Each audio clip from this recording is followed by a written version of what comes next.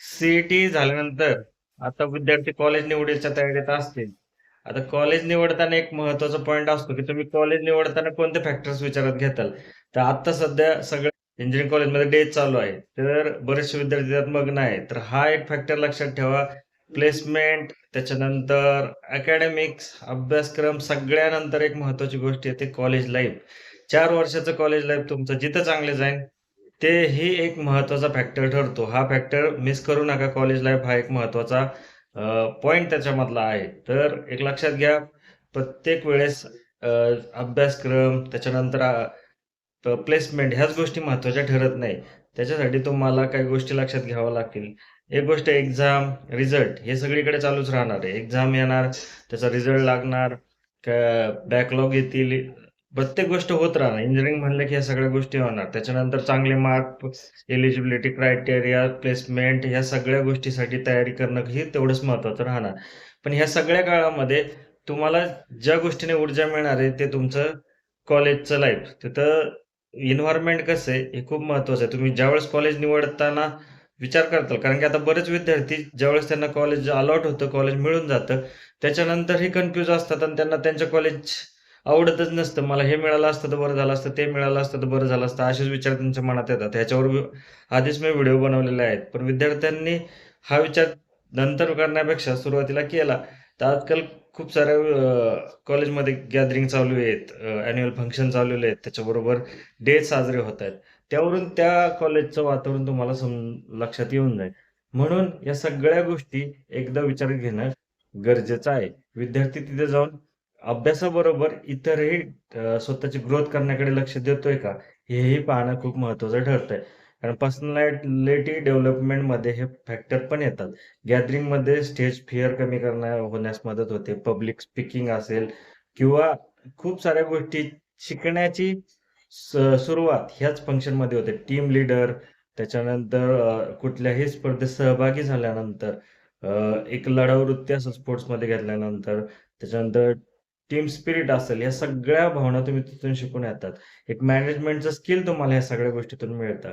Day साजरे करताना आपल्या वेगवेगळ्या परंपरा, त्याच्याबरोबर सर्वात मिसळून ते साजरे करताना आपण एक पर्सनॅलिटी म्हणून पुढे येत जातो. एक व्यक्तिमत्व आपलं तिथून दिसून येत असतं. म्हणून डेच साजरे करणं खूप गरजेचं आहे. तुम्ही ज्यावेळेस सहभागी होऊन 4 मित्रांमध्ये मिक्स होता किंवा तुमचे ओव्हरऑल जे ठरलेल्या गोष्टी त्याच्यानुसार हे करता.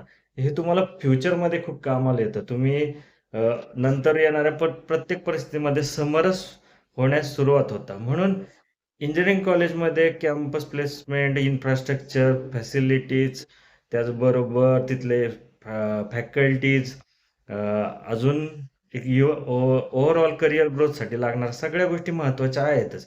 पण पर्सनॅलिटी डेव्हलपमेंटचा सेकंड पार्ट जो असतो, जो की इंटरव्ह्यू, कंपनी सिलेक्शन किंवा तुमचं ज्यावेळेस कॅम्पस प्लेसमेंट असेल किंवा नंतर जॉबच्या दृष्टीने असेल, या गोष्टी खूप महत्त्वाच्या ठरतात. फक्त एका बाजूने प्रगती होणं इम्पॉर्टंट नाहीये. विद्यार्थ्यांनी सर्व दृष्ट्या प्रगती करत राहणं खूप गरजेचं आहे. म्हणून आता सध्या जे ॲक्टिव्ह पार्टिसिपेट करत नसतील, तर त्यांनी आपल्याला होईन त्याप्रमाणे पार्टिसिपेट करावं. या सगळ्या गोष्टीचा एन्जॉय घ्यावा. कारण परीक्षा, एक्झाम ह्या सतत येतच राहणार आहेत. त्याच्यानंतर बॅक लागले, रिझल्ट खराब लागला म्हणूनही टेन्शन घेण्याची गरज नाही.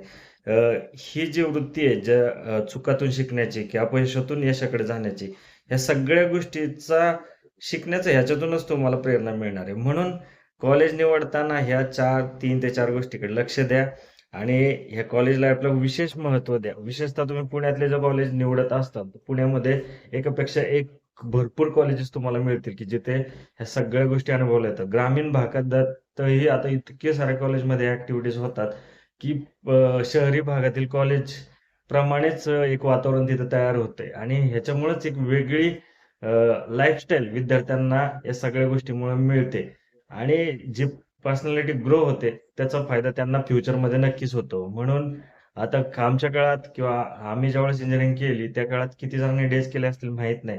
पण आता जे जेन झेड विद्यार्थी आहेत किंवा नवीन पिढीचे विद्यार्थी आहेत, ह्यांना फक्त मोबाईल, Instagram किंवा सोशल मीडियासाठी, रीलसाठी नाही, तर ओव्हरऑल आपल्या स्वतःच्या डेव्हलपमेंटसाठी त्यांनी या सगळ्यात सहभागी होणं गरजेचं आहे. कारण की बाहेर येऊन समाजात मिक्स झालं तरच पुढची प्रगती होणार आहे. सो सांगायचा मुद्दा एवढाच आहे, की उद्या कॉलेज सिलेक्शनचा विषय आला, तर ही गोष्ट नक्की लक्षात घ्या, की तिथे कॅम्पस लाईफ कसं आहे, स्टुडंट लाईफ कशी आहे, त्याच्यावरून तुमचे पुढचे 4 वर्ष कसे जाणार आहे हे ठरणार आहे. सो हा पॉइंट नक्की लक्षात घ्या.